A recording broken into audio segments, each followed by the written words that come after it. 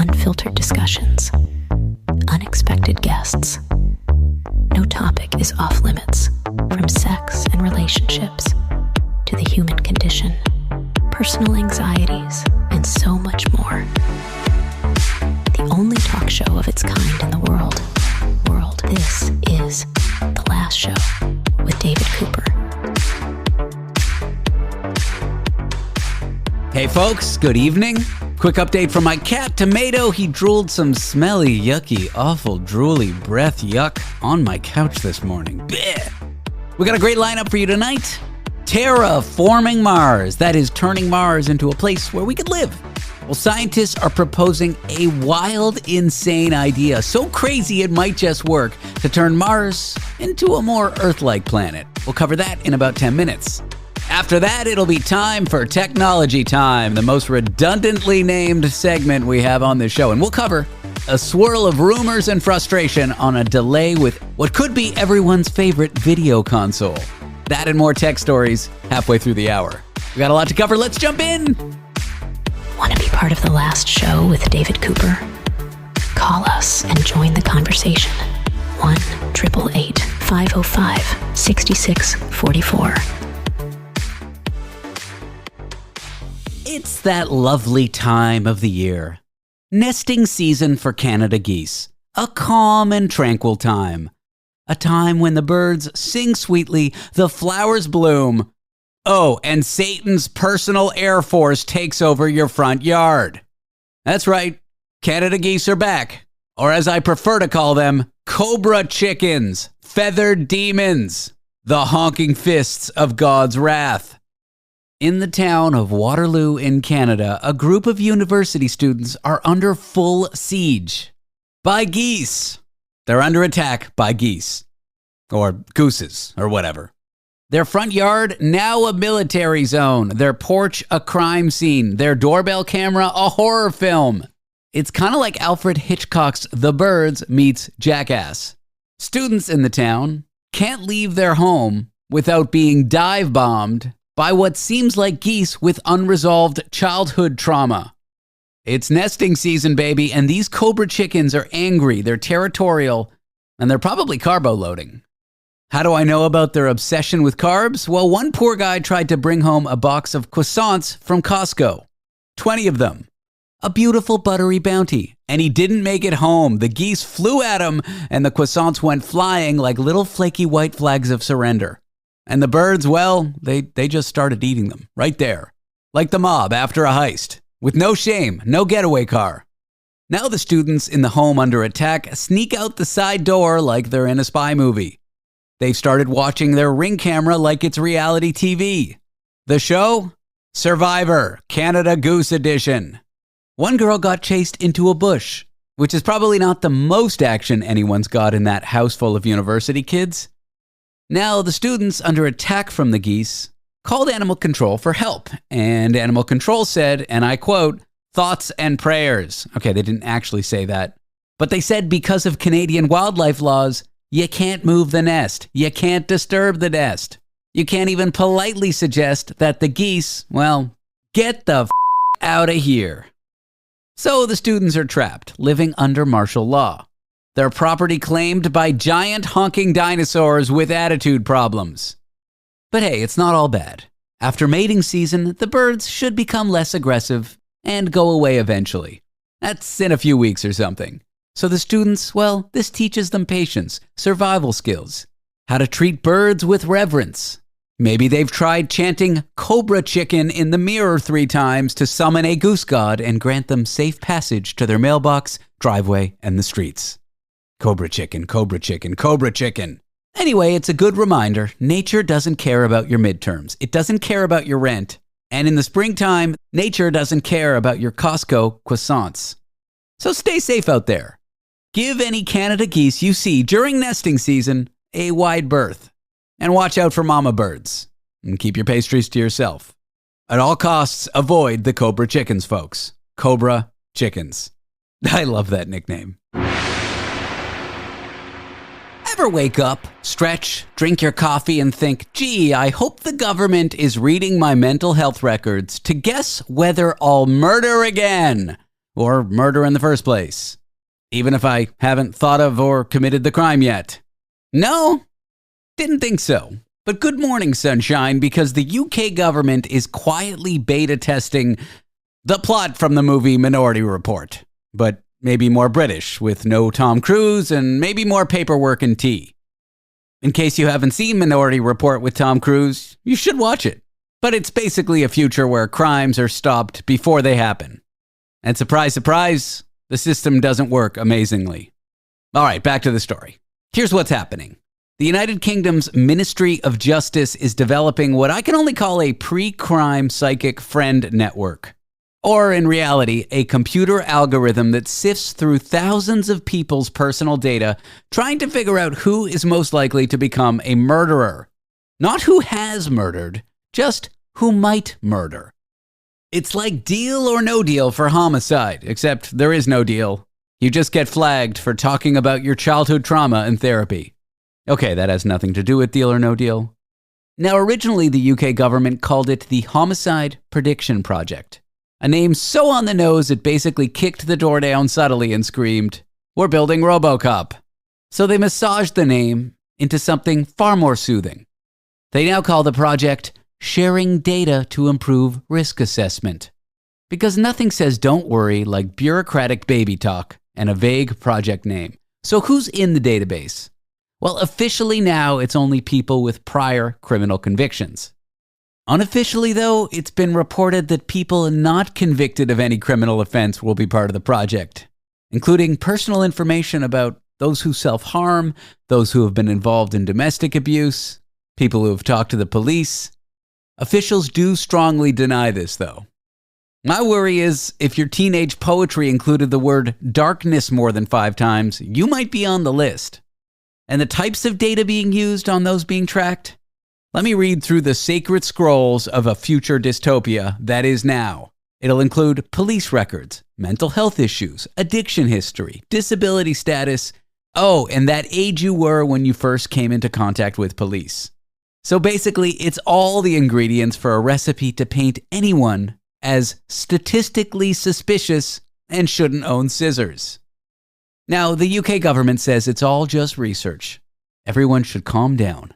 No one's getting arrested for crimes they haven't committed yet. But if you think this won't end up as an app with a red alert that reads, "Kevin from Manchester might snap today," then I have a gently used telescreen to sell you. You know those videos that watch people in the book 1984? Critics call this project chilling and dystopian, which is British for, "Get your hands off my medical data, you nosy creeps." Critics also point out, not incorrectly, this kind of thing tends to go real bad for those who are poor and anyone whose name isn't Lord Oliver Twistleton Smith III of House Twistleton, owner of land and castles and such. Anyone who isn't upper class. Now, the system has been ingesting data for a long time, since before 2015, 10 years ago, which, if memory serves me correctly, should have been a simpler time, when we all still believed the worst an algorithm could do would just make your Netflix suggestions all weird. And that any algorithms that could accuse you of potential bloodlust were just, science fiction. So, as I'm sure you know, most people have thought about murder. But hear me out before I finish. In an exaggerated sense, or as a joke, or in a bad moment. Like every time someone puts their bare feet on a plane seat. But wouldn't you prefer if your fantasies weren't turned into evidence? At least give us that. Look, we all want to prevent crime. But when you start mining the sadness and medical records of already vulnerable people and try to guess whether they're going to snap, it stops being a criminal justice system and starts being a haunted dystopian present. So this little project by the UK government to try to predict who will kill, it isn't Minority Report. It's mediocre guesswork. Government edition.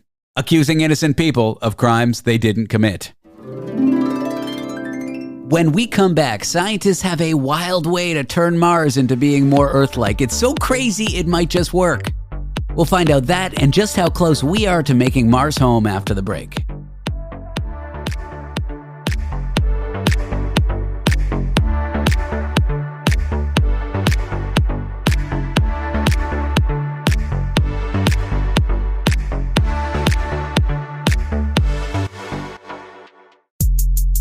keep listening to The Last Show with David Cooper, because the alien invasion can wait. The Last Show with David Cooper. Mars is cold, it's dry, but somehow, if you're on the planet, the water inside your body will boil immediately because of the current air pressure. So it's not a nice place to be.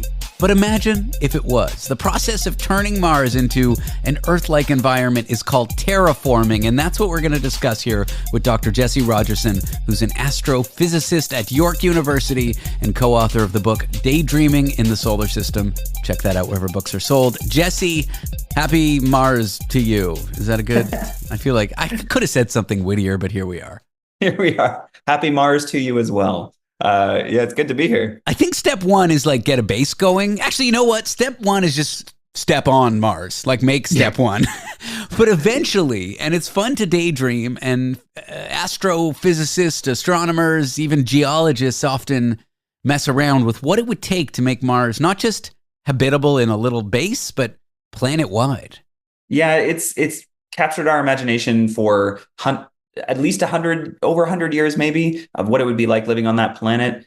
It's definitely the place in our solar system where if we're ever going to do it, if we're going to terraform anywhere, Mars is the closest one, the easiest one. I say quotes, easiest one to do it.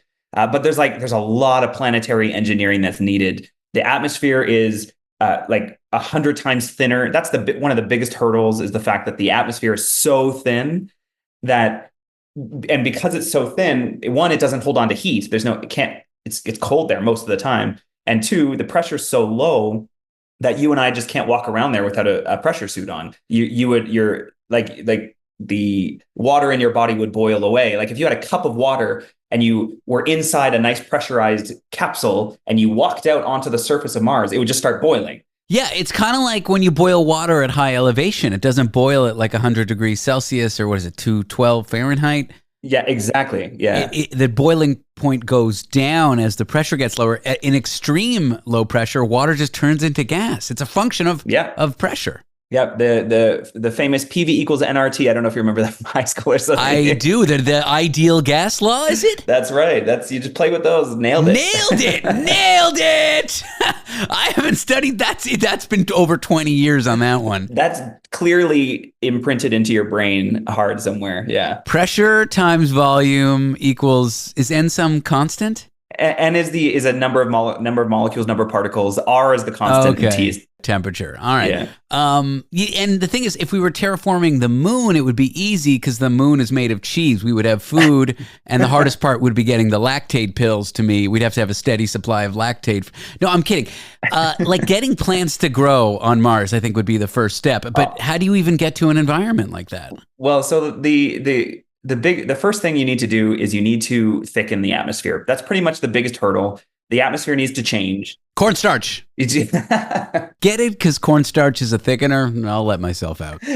Well, we can, as long as there's enough of it, perhaps that would work. Yes. So, there's a lot of great ideas / bad ideas that have been put forward on how to thicken Mars's atmosphere, release the gases that are there. So like melt the ice that exists, vaporize the rock that exists. But one of the interesting ways to do it would be to smack something into it.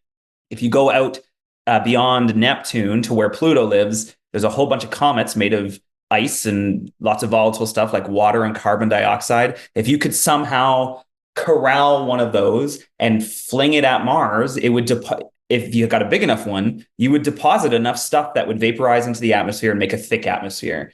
And then you could get into this, start making an atmosphere that a human could exist within. And then you could talk about soil, and then you could you need bacteria in your soil, you need nitrogen in your soil, you need all that phosphorus in your soil to make things grow. That doesn't exist there. So there's a lot of other questions, but the atmosphere is the first part. And smacking a comet or an asteroid into Mars to get that effect would sound difficult to the average person. Like, how are we going to lift a comet or move a comet? But what's really cool is if you modify the trajectory of an asteroid or a comet just by a little bit when it's far, far away, it can have like a chaotic, although I'm probably not using the word chaotic properly in the astrophysics sense, but a little movement of a comet far away or a little movement of an asteroid far away can have a very big effect on its orbit around the sun, which could then cause it. So we could basically just like fly a probe at the perfect time, send it to an asteroid, have a little explosion that makes it veer off course, and then boom, if we calculated it properly, it could hit Mars. I think we could do that. You probably know better than me. I would say, like, according to the math, we totally can, right? There's a lot of issues with redirecting things in the solar system because, we kind of like to live on our planet and we don't want to accidentally miss Mars and have it hit Earth, which would be just the biggest scientific flub of all time. I don't want to home. Did I sing the song to Armageddon the last time we spoke as well? I hope so. I feel like it always comes back to Bruce Willis blowing up the asteroid at the last minute. That's what's got to happen. Yeah. But the ethics of this, should we terraform Mars, is the question. Do we have the right to take a cold rock that might have life under the surface? I mean, we don't have any reason to think it does, but we haven't drilled down and checked. And when we drill down in Earth, we see life. So do we have the right to terraform a planet? Gosh, I do not know the answer to that question, but I love thinking about it. Even whether you could even take it even one further step back is like whether or not there's life there at all. Just because there's life. So I would argue if we knew life existed there, then we should at least wait to terraform, right? Because we need to study that life and we need to, that has huge implications for, understanding our own origins and our own reality and our own religious there's so much that goes into it. But even if we don't know if life is there, or maybe even if we've proven that life is not there, do we have the ethics for that? Because just because it exists doesn't mean we own it, right? And just because it exists doesn't mean we get to go and change it to do whatever we want it to do. So it's a lot of people would say, like, if there's no life there, then who cares? But I still think that we deserve to treat nature at least with a little bit of thought to what we're doing to it, even if there's no life existing there. And I don't know the answer to that question, but I think Mars itself has a little bit of say in this. Does that make sense? I guess. Yeah. I think there are places on Earth with little to no life that we preserve for their beautiful nature, environment, or just to protect what little life there is, like deserts and Arctic regions. I think that should be applied to, should Mars be a national park, I guess is the question. That's a question. But even if you go, I like the way we started this with there might be life there. And then the question then becomes, okay, there might be life there and that it very well could be there. How long do we look for it before we say, nope, there's no life here, let's terraform it? And that's a tough question because planets are big. There's a lot of places for life to hide. How long do we go? Do we look for 100 years, 200 years, 300 years? How long do we look for life? I don't know. And we found life in shocking places on Earth, like at the bottom of the ocean on geothermal vents without any sunlight. Deep below the Earth's surface, we found microbes. We haven't looked in every place yet. Now, the good news is I don't think anyone's thinking of veering an asteroid off course to smack Mars anytime soon. Not yet. But it's important to talk about because eventually, assuming we don't destroy ourselves, we'll likely have the technology to do it. Well, you just hit a really great point, is that should we even be doing this from our own standpoint? If we want to dump all that kind of money and effort into terraforming Mars, shouldn't we then be dumping equally amounts of money into what I always like to say, terraforming Earth? Because, we kind of have an impact on our environment here. We are screwing up our oceans badly, right? And of course, we have the whole idea of climate change. No, let's let the oceans die and the schmucks bleed on the street without health care and the rich get richer and the poor get poorer because we're going to Mars. And all of us are going to get to go and hang out in this beautiful utopia of terraformed Mars. Yes. I agree. If money is to be spent on terraforming Mars, maybe we should terraform Earth first to be a slightly better place. I haven't checked the news in a few years, but things are good, right? Yeah, I mean, I don't see any problems. Yeah, seems all right. Jesse, it's always a pleasure having you on the show. Thanks for discussing Mars and more with me. No worries. Thanks for having me. Dr. Jesse Rogerson, an astrophysicist at York University. Check out his book, Daydreaming in the Solar System. That's available wherever books are sold. People sell them. Someone does. When we come back, the secret to getting Gen Z to hate you, take away their video games. We'll cover why one upcoming video game console is seeing delays and who's exactly at fault for that. I'm David Cooper. This is The Last Show. Tech stories on the other side of the break.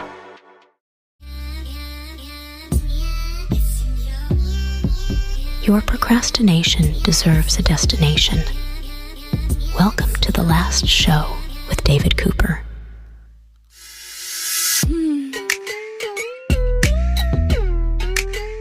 How to make Gen Zs hate you in one simple step. Take away their video game consoles. That's what we're going to discuss here with Carmi Levy on It's Time for Technology Time. Carmi, welcome in and happy delayed Nintendo Switch 2 day to you. Yeah, don't take my Nintendo away, U.S. government or Canadian government in this case, because you could take anything else away. You can charge me more for stuff. But if you don't allow me to escape all of this insanity with a little bit of video game playing, we're going to have a serious problem. And that's kind of where we're at now. If I were a conspiracy theorist, and I'm not, I would say the left in the U.S., like the Democrats, are intentionally causing Nintendo Switch to be delayed so that the Gen Zs will vote Democrat in the midterm elections. Like, of all the things that makes headlines due to tariff-related delays, the Nintendo Switch 2 is the most horrifying for a young generation. It is, and let's face it, it's the most visible. The Switch 2 has been, rumored for years. It's easily one of the most anticipated product releases of the year. Certainly one of the biggest product releases in the video game space. It's all gamers talk about. My kids are all over this thing, and so Nintendo is looking at what's happening in the global economy with the current tariff insanity, and it literally doesn't know what to charge for it based on this whiplash every single day, policy going one way then another. It's a wonder that any company can decide how much it's supposed to charge for a particular device, and that's where Nintendo finds itself. So it last week it announced that it was delaying pre-orders for the Switch 2 in the US, and now I woke up early this morning and I checked here in Canada, and they've delayed them as well. You can be put on a waiting list to be notified when pre-orders will be accepted, but they were supposed to go live today and they're not. And it looks like Nintendo is not going to be the only company that is kind of pulling back the reins due to uncertainty because of this trade war. It's I watch tech, and so I see it starting to creep across the entire tech industry. But let's be clear, if you're any business that sells any kind of hardware at all, you're probably asking yourself the same question. What price should I charge? And when am I going to have enough confidence in the way the landscape is playing out that I can actually put a hard price on something? Increasingly, there is no answer to that. Well, it's an interesting one because Nintendo quite famously delays their games and delays their consoles until they feel they're playable and ready. Mm-hmm. Zelda Breath of the Wild, what was that game? It came out in 2020? Yeah, it was a pandemic release, yeah. It was one of the great games ever released. I think it's on the list of #1 games. And I think they delayed it for up to 3 years. And people just accept that because you can really trust Nintendo that when they're ready to release something, it's great. And so if they're ready to release something, but it's getting delayed even more by external factors, the people are going to be mad. They are. And I'm sure, Nintendo is probably still tweaking the product. I'm sure their engineers, because Nintendo is not Microsoft. It's not Sony. It isn't like any other game company anywhere. They are special, and they have a special relationship with their customers. It's almost like a religion. And I say that in the most complimentary way possible.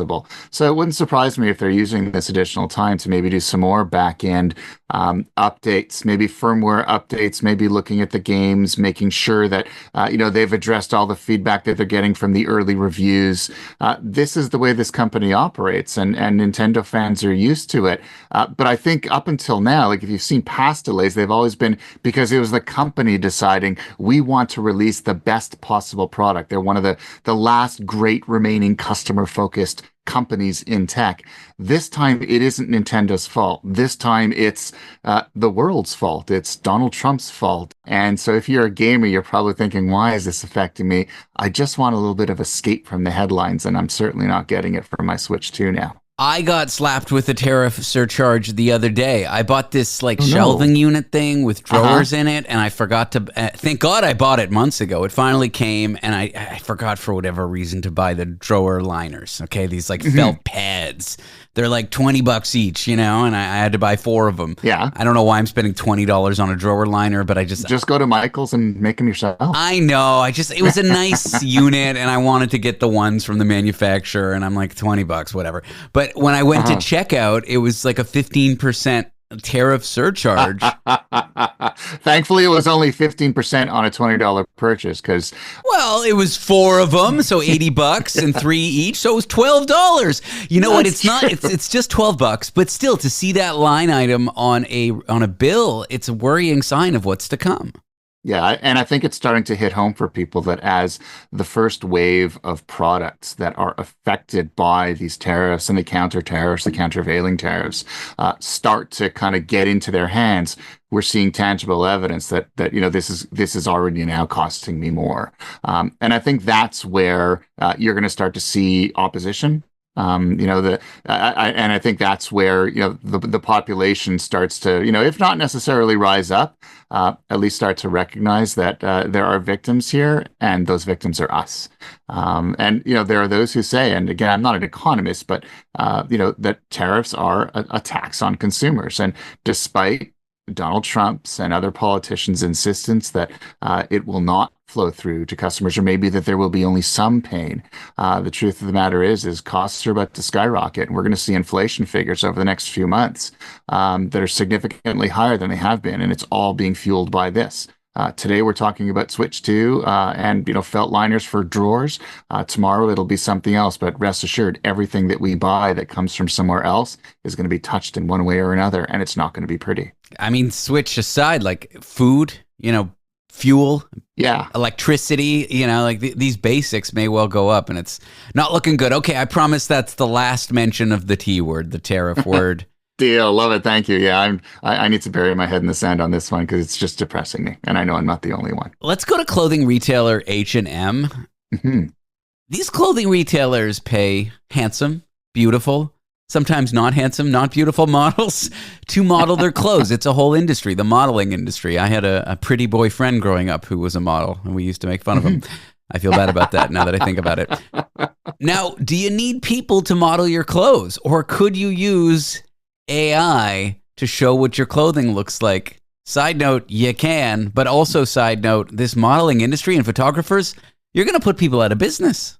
Yeah, that's the scary thing. H&M, they are making clones, artificial intelligence-based clones of 30 of their models, and they're going to start posting AI-generated imagery to social media, to marketing campaigns, and things like that. And they say that they're allowing the models control. In other words, it's the models who sign off on this. They're compensating them for the rights to their image, that, no one participates against their will, all that. And they say that it just doesn't replace the models. It complements them. It allows them to be in more than one place at the same time. But the thing is, and I'm glad you mentioned photographers and others, because there are so many other creatives who are part of a campaign involving models. So you have the photographers, and disclosure, I'm a photographer in my spare time, so I get it.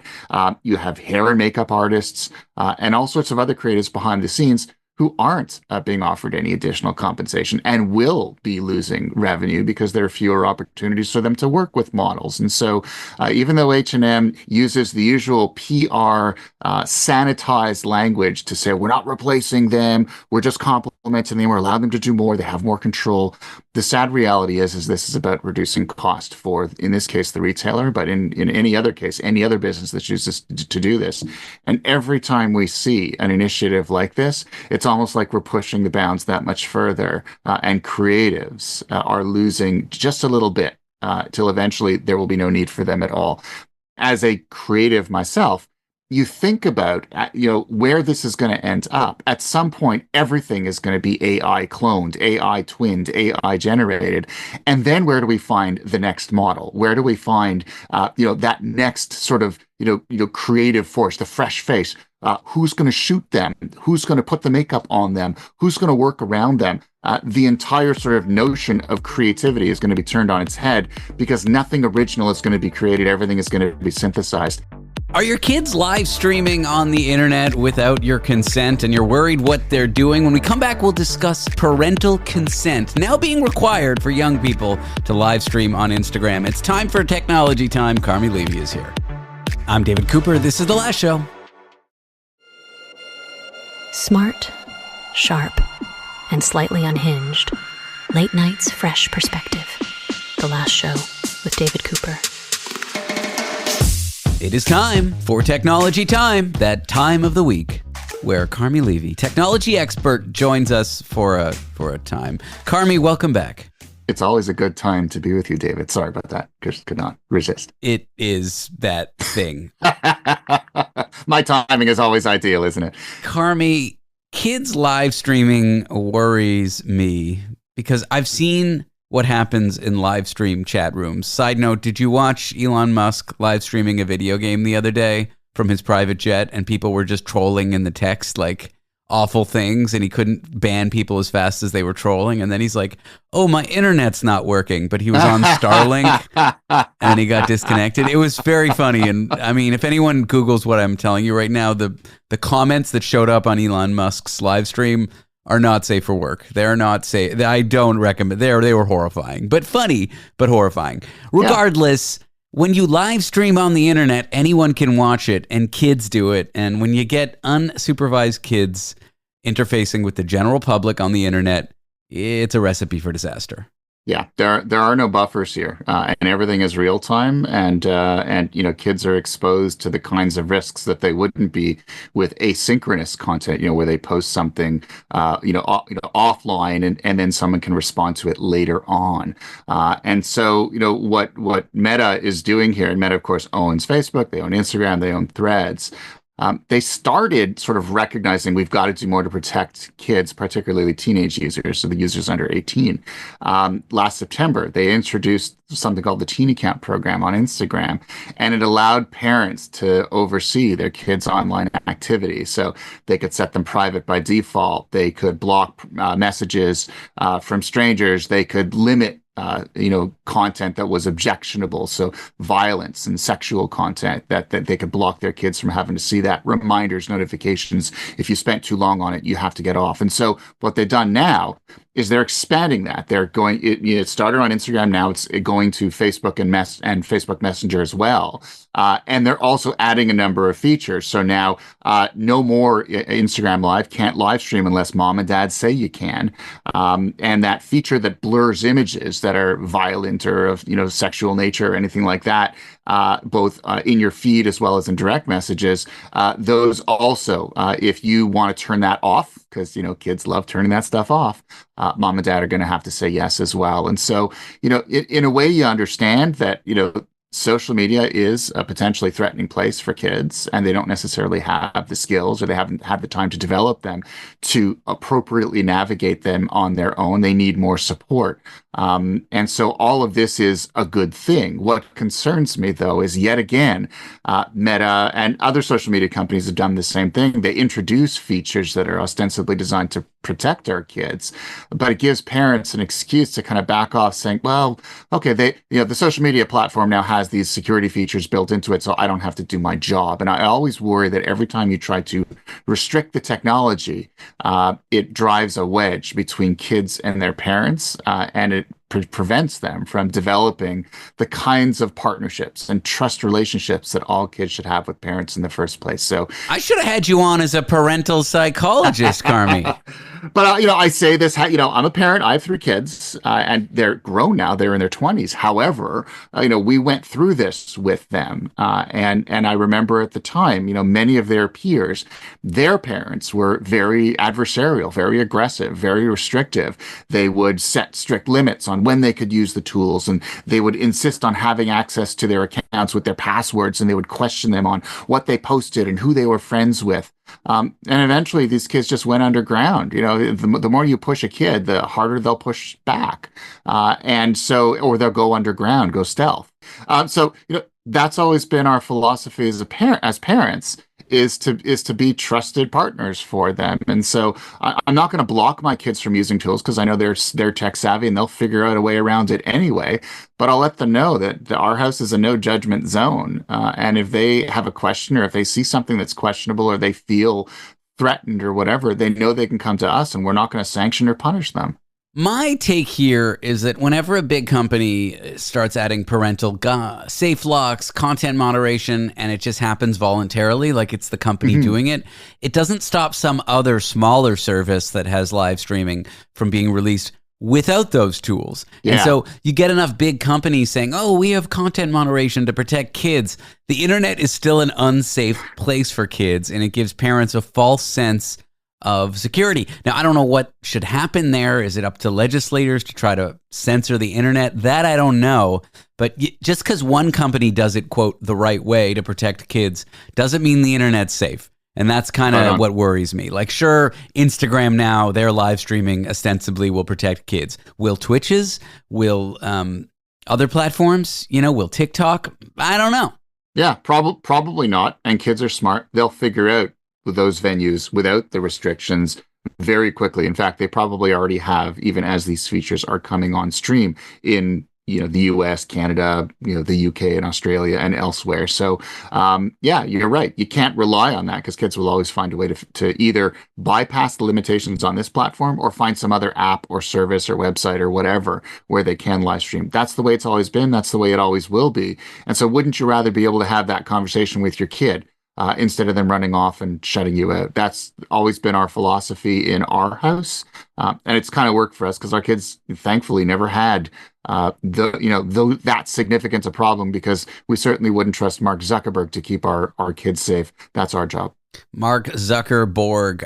Our last story here deals with Waymo. If anyone's ever been on the streets in San Francisco, Los Angeles, Phoenix, or Austin, I believe, it is eerie. There are autonomous taxi cabs that people get in and out of without drivers, and kids vandalize, which I find hilarious. Criminal behavior, but hilarious. They're super annoying to be on the road with because they're so overly cautious. They get in the way. They just don't have that driver's intuition to do what's smart versus doing what's by the book. And I'm not even saying by the book as in legal or illegal. I just mean what space to occupy on the road so that traffic will flow properly. These cars just don't do it. Regardless, they got cameras in those cars everywhere. That's how they operate. Inside, outside, underneath, in the engine, in the ceiling, in the stars, up in the flagpoles, up in the streetlights. I assume some of those places at least. They're basically 24/7 surveillance machines. Mm-hmm. And the company, and they're used for, just make sure that the customers are safe, also monitor them in case they want to commit vandalism, and also make sure that the vehicle itself is safe so that, for example, if something breaks on the vehicle, they know and they can bring it in and it won't carry any more passengers. They updated their terms of use, their privacy policy particularly, that included verbiage that talked about the ability to opt out from having their personal information, including interior camera data associated with riders' identity, to train generative AI models. And so, a number of very astute readers, and you often get those notes, we've updated our privacy policy. You should review it. Most people don't. We all should, because the concern was that they would use that camera footage to train AI models and maybe serve up ads that are targeted at people who ride in Waymo vehicles. It started a bit of a firestorm on social media, lots of nasty comments toward Waymo, which is owned by Alphabet, which also owns Google. And Google, of course, is bringing the Gemini platform, AI platform, to market. So how convenient is it? Collect the camera data from the Waymo vehicles and feed it into Gemini, and everybody's happy. So Waymo has issued a statement saying that was not their intent, was that they used boilerplate copy to update the privacy policy, but it was not their intent to ever use it to train AI models or for advertising. Now, I think this is a case of the kid getting getting caught with his hand in the cookie jar, and that is always the case. You always see companies updating their privacy policies with terms that are very favorable to them. And unfortunately, this time some people noticed, which is why we should be reading these things more often. There's some nasty stuff in there. Carmi Levy is a technology expert based out of London, Ontario, Canada. Carmi, thank you very much.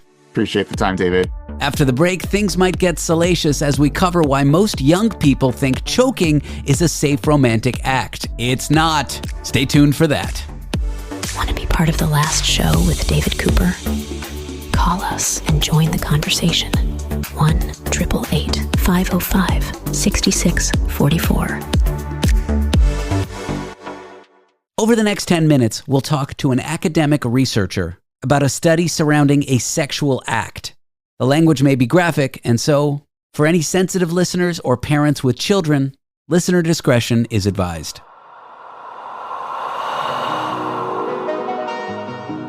The show that asks the questions other shows are afraid to ask. The Last Show with David Cooper. Young people are choking each other during sex, and it's not always safe or even 100% consensual. Turns out, surprise, choking isn't safe. I mean, it's not medically safe. Not safe even if you think you're taking the proper precautions. I am here with someone who's studied this. Her name is Dr. Leah Sharman. She's a researcher in psychology at the University of Queensland. Leah, first of all, welcome. Hi, thanks for having me. So young people believe that sexual choking is like a normal thing to do. It's something that happens often. And the science shows that it is not like a safe activity. There is a disconnect here where people think it's normal activity and it's not good for you. Where does that come from? Yeah, I mean, sexual risky behaviors have changed quite a lot over time. And we think probably that it's increasing because it's becoming more and more often portrayed in pornography. But people are learning mostly about choking during sex, during being online. So there are a lot of actually memes that talk about choking. So Debbie Herbenek in the United States actually has done quite a bit of research on this. And she has some excellent quotes from memes, some of them when she says, "Daddy, choke me, daddy," and you get carried away and now she's dead. Those kinds of things really trivialize choking and how talking about, oh, it's actually really dangerous, but actually it's just like a funny thing and it's easily made safe because we consider that it isn't so dangerous. The memes and the way it gets talked about and shown on TV and in pornography, they sell it as a fairly straightforward, quote unquote, vanilla activity these days. But explain to me what happens to your body, maybe even your brain, when someone is choked, even lightly or even just on the sides of the neck. Yeah, so there are a lot of different consequences that can happen during choking. And so most of the things that people think about, just the consequence of, oh, you might become unconscious, and then there's obviously the really quite significant risk that you might die. But there are lots of things in between. So you may have bruising, and you may have more significant risks of minute brain injury that happens, as well as you may have risks to miscarriage, as well as blood clotting that happens in the brain that can happen not only at the risk that at the time that you're choked, but later on down the track. So it may happen in a few months' time. You may find that you have a blood clot, which is quite scary, very scary actually, and something that people don't know about, don't think about when they're thinking about the risks of choking during sex. And there are other risks as well, as especially cumulative risks that can happen.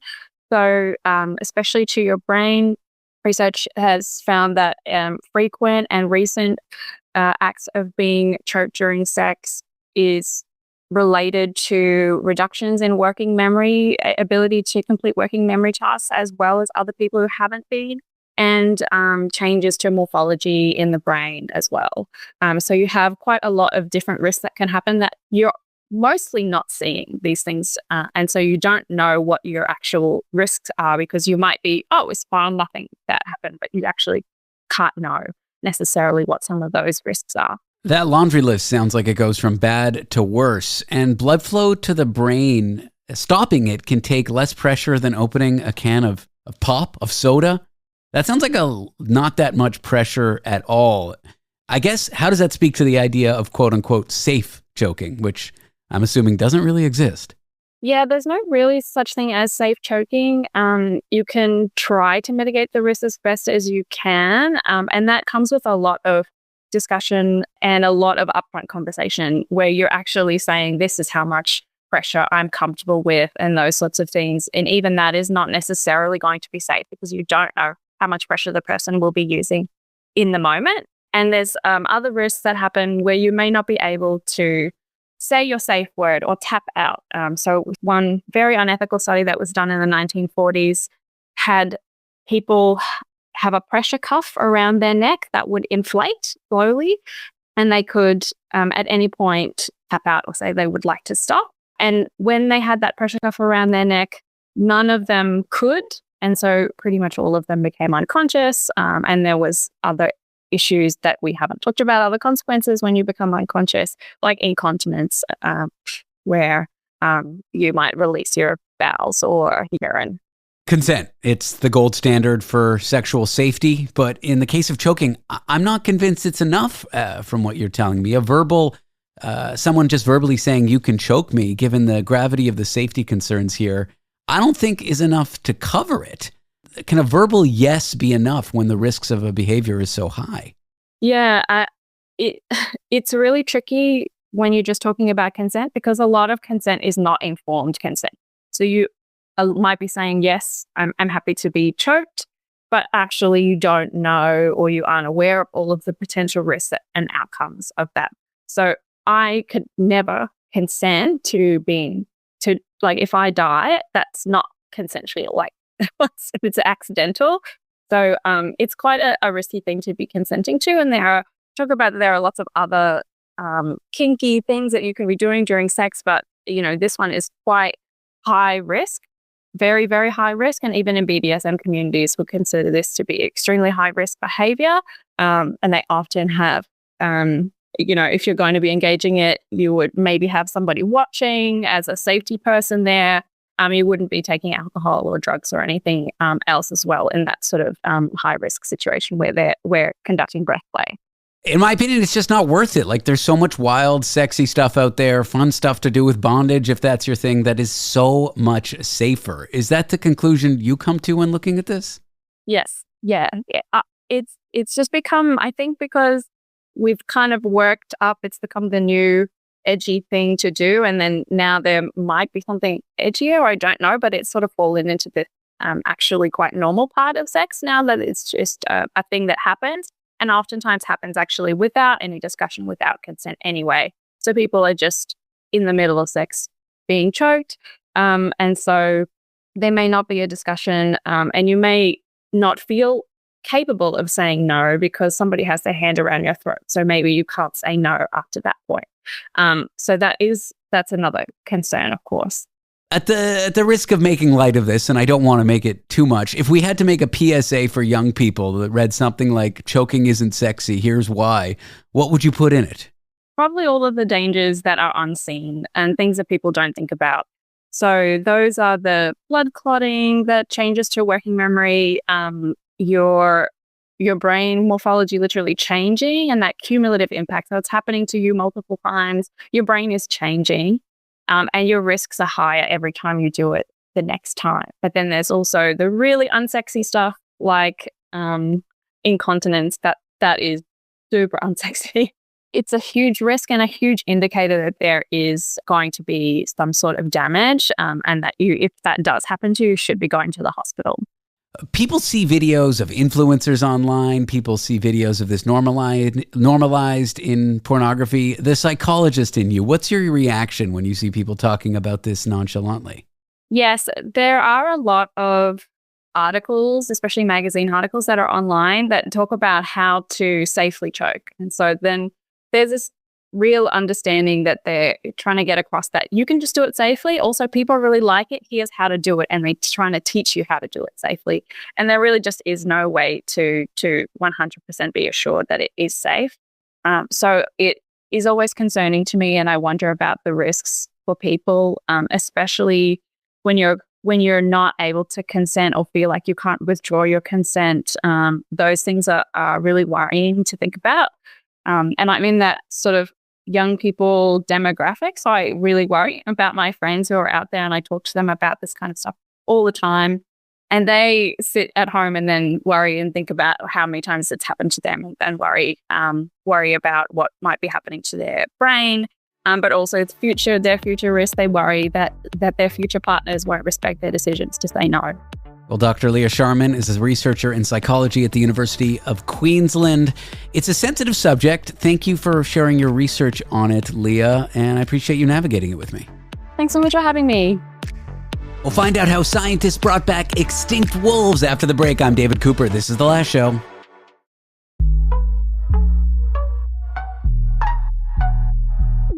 We're broadcasting relationship truths and scientific discoveries with a comedian's touch. The Last Show with David Cooper.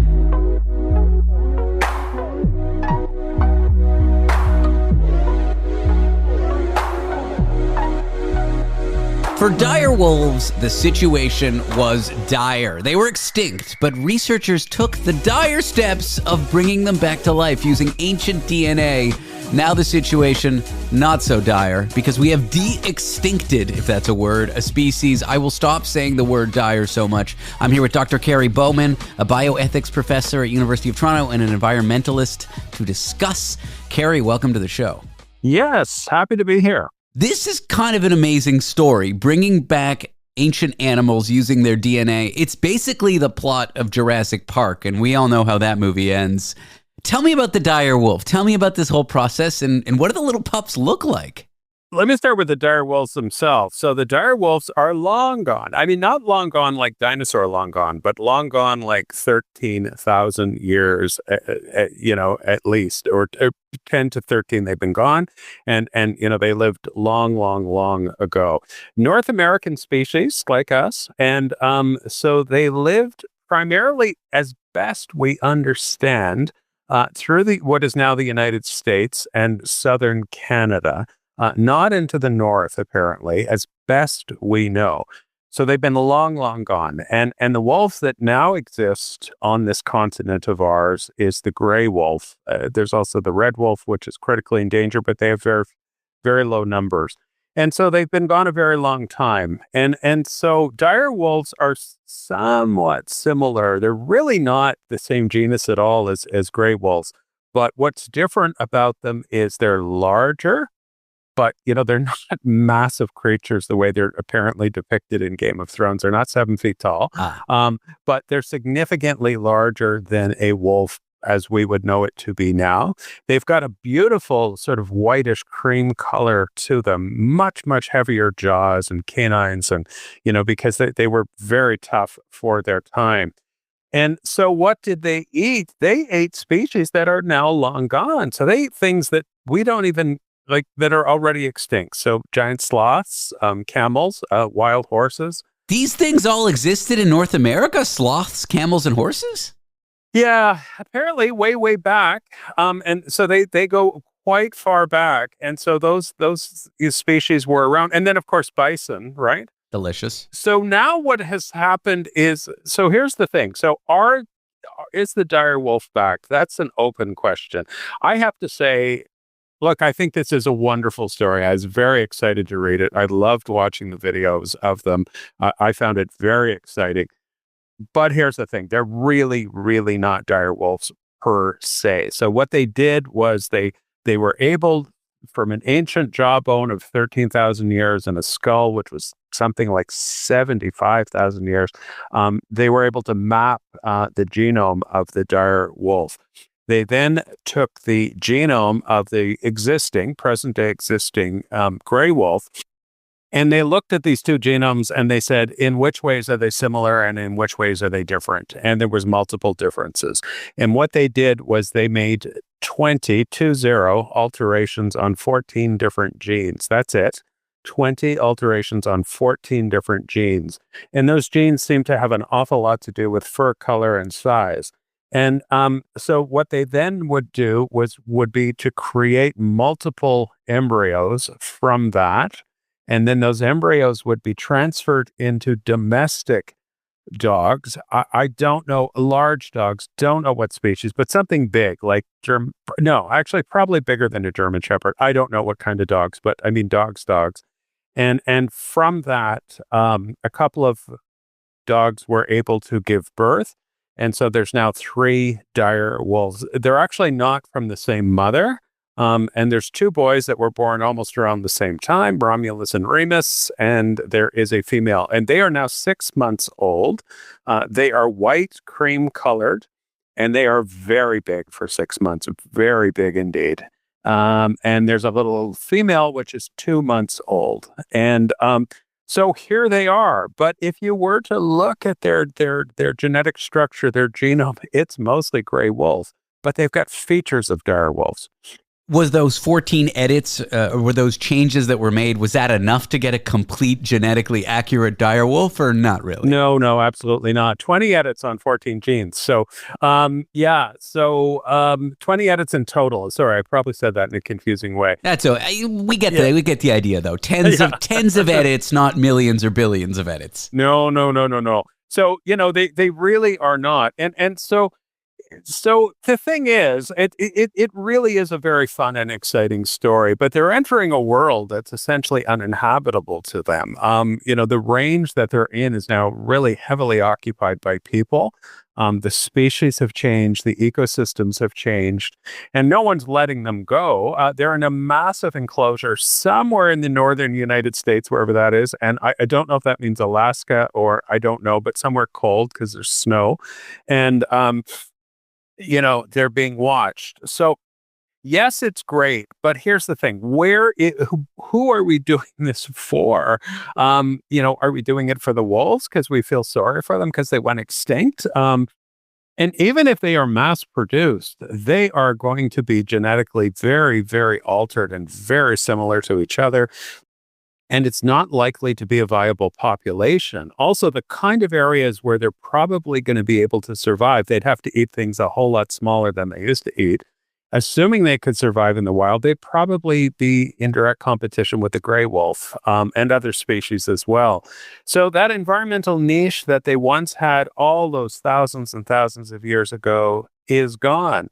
So, one has to really look at, what is the purpose of this? Now, Colosso Biotech, what a name, huh? They are saying that it would be unethical not to have done this. Come on, are you buying that argument? No, I'm not. And inaction can be unethical, by the way. Like, it can. There can be arguments where doing nothing is not acceptable. Sure, but not reviving a partial copy using some DNA of a species is not exactly an unethical inaction. No, it's really not. But their point is, and here's where I'm going to sound very cynical, is that, we are losing species left, right, and center. And that bringing them back, lost species or protecting species that are not yet lost through this is yet another tool to safeguard this. Sure. I just don't see it. We are losing. It's absolutely true. We are losing species every day that passes. And it is related to habitat loss. It's related to a rising human population. It's related to climate change, and it's related to hunting, a few other things. None of this is addressed. Yeah, if you reintroduce a species that was lost because of humans, they're just going to become lost again in the exact same way, likely. Well, they will. And if they don't have a habitat, and, the thing with species, which we've lost track of as humans, is species are part of an ecosystem and they make a contribution. Some call it eco-services, which sounds a little weird, but they actually make a contribution to an ecosystem. And so those days are gone for this species. And so I don't see it as a tool. I think there's likely market forces driving this tremendously. And I think the day will come where people will pay a lot of money to see a once extinct species, even though it's not actually the species itself. It's all very interesting. And if one looks at the videos, there's this amazing video where this little wolf, when he's a really little guy, is just howling. And, it's kind of beautiful, but there's also something really frightening about it. Well, I want to bring up a quote from Jurassic Park, which I mentioned at the beginning, which is, your scientists were so preoccupied with whether they could, they didn't stop to think if they should. I think it applies here. I do too. That's exactly it. Yeah. But it's a cool story. Well, Dr. Kerry Bowman, thank you so much for joining me on the show. Happy to do so. Kerry is a bioethics professor at the University of Toronto and an environmentalist. When we come back, we'll look at some surprisingly modern, helpful, and, well, good advice as to how to raise your kids from Quakers. Quakerism. You know, the religion? Curious about this one? We'll dive into it together after the break. Want to be part of the last show with David Cooper? Call us and join the conversation.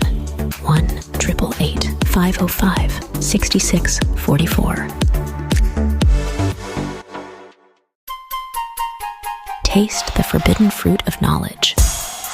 The last show with David Cooper. Quakerism, the religion. As I understand it, Quakers don't shout, they don't judge, and maybe don't need parenting books. Microwaving a frozen Diet Mountain Dew isn't a wise thing to do. But by popping dew in the microwave, there was a deep parenting lesson learned by former lawyer and school teacher and San Francisco-based journalist Gail Cornwall from her Quaker upbringing. So are Quakers secretly parenting experts in disguise? Or is what they teach you just good old-fashioned common sense? Check out Gail's writings on this subject in her article, Quaker Parents Were Ahead of Their Time, written in The Atlantic. Gail, welcome to the show. Thanks for having me. The Quakers' 375-year-old values seem to line up weirdly well with modern child psychology. Tell me a bit about your upbringing and how you realized those values mattered a lot when you parented in, I don't know, not a Quaker community. Well, shockingly, microwaving Mountain Dews is not something that Quakers are pro. The story you're referencing is that despite my mother's many warnings when I was a kid, I put one in the microwave.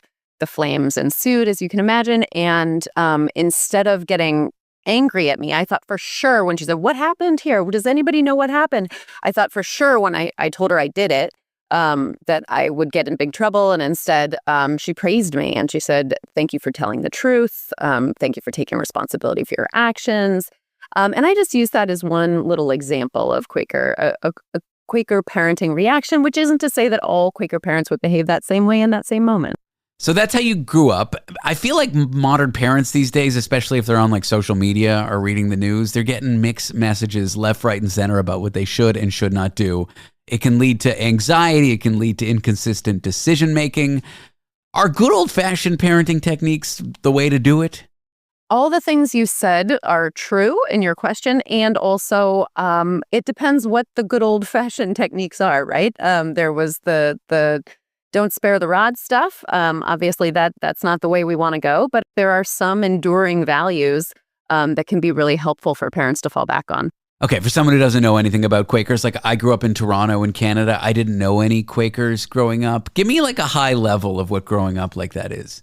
Yeah, absolutely. And I'll just give you a very, very high level of Quakerism because this is helpful to me when explaining it to other people. And I got used to this as a kid, right? There's so many oatmeal jokes. Yes. That was all I knew growing up, the oatmeal. I mean, it's good oatmeal, but still. Exactly. And so I got this like shorthand of what does it actually mean? What do you do? So there's a phrase, which I put in the article, there's that of God in every person. And it's originally there's that of God in every man, because that's who we were. But the idea that I took when I was a kid is there is a physical little part of God in me. There's a physical little part of God in you. And then that explains why you can't be violent to other people. Because if I were to hurt you, I would be hurting God. It also explains why for Quakers, we don't need a priest, a pastor. We don't need someone to tell us what God's saying because we have that little tiny piece in us that's basically a walkie-talkie. And then we also are all equal, right? Because you've got your little piece of God, I got my little piece of God. So these are three, big tenets of Quakerism explained through the literalism of a child. The way they translate to parenting is very much parents see children as co-equals, right? That doesn't mean that children are equally in charge of what happens on a Saturday morning, but it means that children are entitled to respect, they're entitled to dignity, they're entitled to even be consulted about things. Again, not every little thing, which is part of what I put in the article is Quakers are also very big on boundaries. And we can get into that some more too, but I'll give you a chance to ask me another question. Sure. SPICES, simplicity, peace, integrity, community, equality, stewardship. These are a core principle practice. This is a great acronym, and I feel like it could apply equally to a-religious people. That is a great point. And there are also lots of other religions that have catchy acronyms for different values. This is definitely not something that's unique to Quakerism. Of course, the way that we interpret and implement and the values we choose to go in our acronym are different. But these acronyms are a thing. A lot of religions have social values is what they're called. I think in Catholicism, it's actually called the social values. And so that part isn't unique. And yeah, I think parents turning to these social values can be really important and helpful in parenting. Can they be hard to embody as a parent? Like, which one of those are the most difficult? Simplicity, peace, integrity, community, equality, stewardship. I like all of these, by the way. Oh my goodness. All of them are difficult. So for example, stewardship, I take the kids, we go to a shelter that's for families experiencing homelessness on Saturdays. We don't go every Saturday, but we try to go at least once a month. We usually end up there twice a month. That's hard. We would rather stay home. We would rather, read books. They'd probably rather play Nintendo. There's so many things we would rather do. We get invited to birthday parties. We have to say, no, sorry, we're going to the shelter. So stewardship is hard. It's hard to make time in a modern life to do this kind of thing. Peace is hard as a parent. Quaker parents want to holler at, smack their kids just as much as anybody else. We get the same impulses, and it's really, really hard. But you just kind of develop a filter that you have your instinct, and then you put it through this filter of the spices, and then you respond in that way. Are there certain modern parenting techniques that you see and you think, hey, that's not it? Yes. That's the short answer is yes. I do. I think I've seen some folks implement gentle parenting and attachment parenting in a way that I don't think helps their kids regulate. So, for example, if a kid falls down and the kid's upset, and so you've been told that you should welcome emotion and tend to the kid's emotion, but then you get upset with them or you act like it's the most horrible thing that's ever happened to them. The kids take their cues from you. So that can become sort of a cascading cycle of upset, as opposed to you acknowledge, oh, that must have hurt, and you move on. The kid takes their cues from you. You wrote about how Quakerism embraces failure and continuous learning. I take the Mountain Dew in the microwave example. You think you're going to get in trouble, you come clean, and your mother behaves in a way that surprised you. How can parents teach their kids about embracing failure and the process of learning from mistakes in a way that really conforms to like what you're right about here?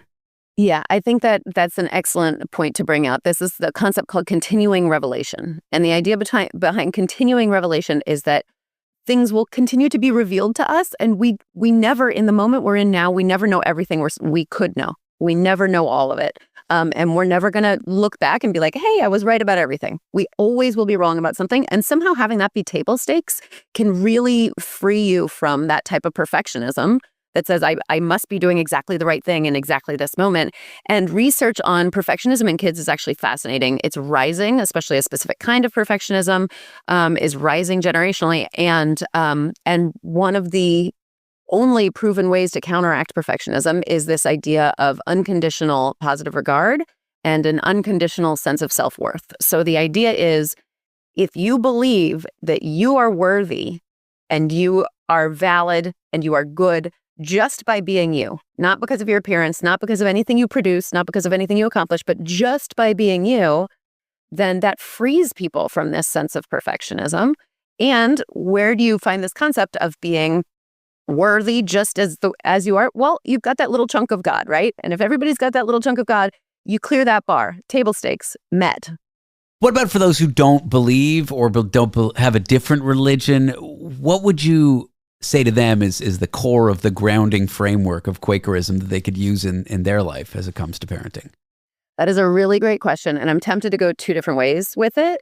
One is the specific values that I think anybody, you don't have to believe in Quakerism. And to be clear, to believe in Quakerism, you don't have to believe in God, but that's a whole separate thing. But you don't have to believe in Quakerism to believe in the power of these values: equity, right? Equality, peace, the idea of more stillness, more silence in our days. So one way I could go with it is that. Another way I could go with it is just whatever your values are, clarifying those values and parenting from there. Well, Gail, thanks for the conversation. I really enjoyed the article and I appreciate you being on the show. Thank you so much for having me. Gail Cornwall is a former lawyer, a school teacher, and a San Francisco-based writer.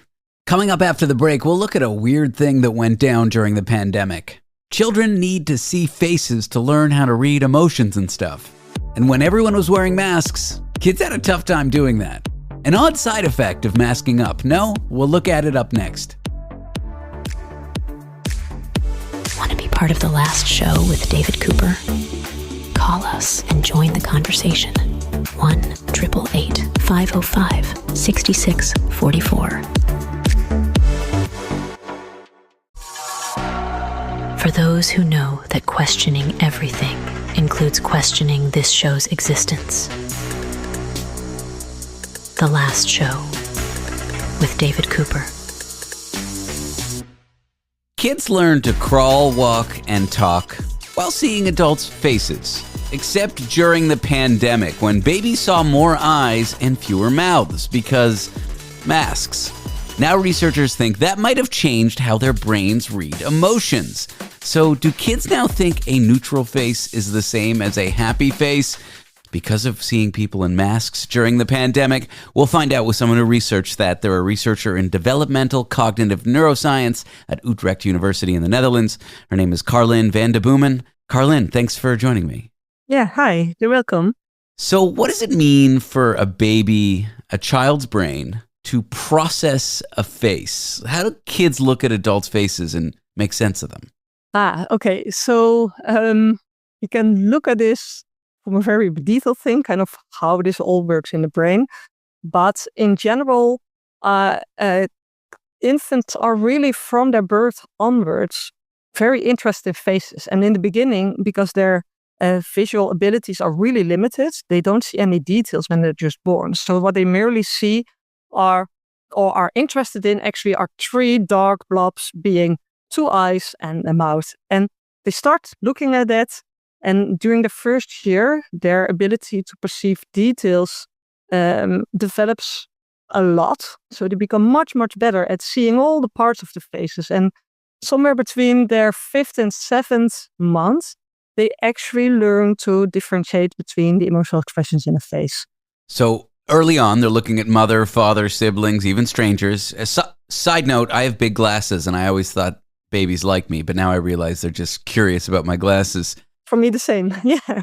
That normal part of kids' development, how important is seeing the mouth when it comes to interpreting adults' emotions? So for that, I don't know by heart all the research on necessarily eyes or mouth. I know that infants always are attracted to the eyes the most. And we know that at some point, also around this, halfway through their first year, you become more attracted to the mouth. Still most attracted to the eyes, but more to the mouth than before, which actually relates to language learning, maybe even more than emotional face learning. So because they look at, I see you looking surprising, people. Well, I just think it's so interesting. If language learning involves staring at the mouth and everybody's wearing masks during the pandemic, I know. It's an interesting thing to come up. Yeah, definitely. And it might also be used to learning about emotions, although the emotional expression is also all across your face, right? It's the combination of how your mouth looks and your eyes look and the relation between those. And when you're a baby, like you get these deep-seated, subconscious learnings that serve you for your whole life. How did you think to study what the impact of masks would be on developmental learning? It seems like an obvious thing, but it's only occurred to me now that I read a summary of your paper. Yeah. So the thing is, we didn't necessarily only look at the impact of masks. There have been studies primarily in older children, not actually in infants, that looked at the impact of specifically masks. But to study that, you would need to have in a lab an experiment with faces with a mask and without a mask, and infants looking at that. And we didn't have the abilities or the time to collect the data. So what we did is investigate the effects of all the COVID-related policies together, which is the masks, but also, and I think that's very important for the infants that we studied, the variety of social input. So the number of interactions that they saw other people have and the number of different people that they interacted with. So in a non-pandemic time, infants, they go to a store and they go to a playground and they go to all these, anything that parents go with children. I have 2 small children myself, and now outside of the pandemic, I take them everywhere. And then they see many people, and they see many people interact in many different type of situations, right? In happy, in sad, in just a neutral conversation, etc. And during the pandemic, we think they still saw a lot of a face because they interacted with their parents, maybe siblings, but they saw just very limited number of faces, their parents, their siblings, instead of all these great varieties of people and situations that they perceived. And this reduced variety of experiences, not fewer experiences in total, but just very limited set of them, we think are very important in addition to the masks, probably to had a very important effect on the development of these children. Well, let's talk about those effects. The ability to read facial expressions. Anything else you observed? Yeah, so we studied 3 things. We studied ability to read facial expressions and the ability of something that actually we think is necessary to read facial expression at all, and that is seeing that something is a face. So differentiating a face from another face, and in our experiment, that was a house. That was not affected at all by the pandemic. So there was no effect on the restrictions on the ability of children to see that something is a face. There was some effect on the third thing that we studied, and that is the speed of face processing. So some of the children we studied processed faces at a different speed, actually a bit faster than children pre-pandemic. And we were a bit puzzled about that because you would expect that seeing fewer variety of faces leads to slower face processing, but there's, in the literature, it's really a bit mixed what experience does with speed of processing. So these are the 3 things we studied, both the speed of processing, the face versus object, and the expressions in a face. Anything in your findings particularly interesting to you or surprised you? Yeah, so the main surprise was in the facial expressions. So what we saw there is that we saw in the children that were tested pre-pandemic that in infancy and in toddlerhood, they did differentiate between facial expressions. And the children tested during the pandemic, they actually didn't differentiate between fearful and happy faces. And that was true for the infants who had lived throughout, who hardly had any experience pre-pandemic. But what was very striking to me was that it was even true for the around 3-year-olds, so 2 to 4-year-olds. And all these children had a normal pre-pandemic first year. So in this crucial time where you first learn to process emotional expressions, they had normal input. But then even those children, later on in their toddlerhood, they didn't differentiate between the fearful and the happy faces in their brain anymore.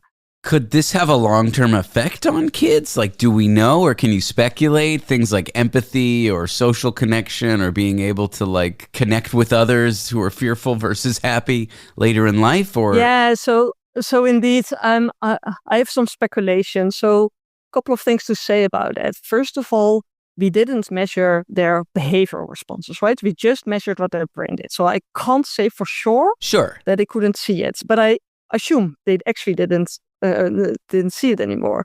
Now, I hope to study whether these children caught up in their developmental facial expressions after the pandemic. I really, really hope they did. I kind of assume they did as they then got normal experience again.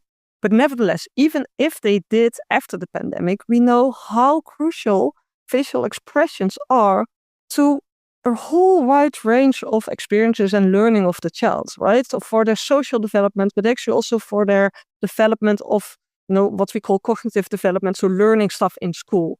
And even though maybe later on they caught up, this not being able to do this, differentiate these facial expressions during period in their life will have an effect on these social or other developments at that time and therefore could have long-term effects. We don't know for sure, but they can, and I would be very worried about it. Well, Carlijn, thank you so much for sharing your research with me. Thank you for having this discussion. It was an interesting one. I appreciate your time. Yeah, thank you as well. Carlijn van de Boomen is a researcher in developmental cognitive neuroscience at Utrecht University in the Netherlands. All right, that is the show. Thank you for listening to it. That's all the time we have. I am David Cooper. This is The Last Show, and these are the last few moments of The Last Show. We'll be back tomorrow.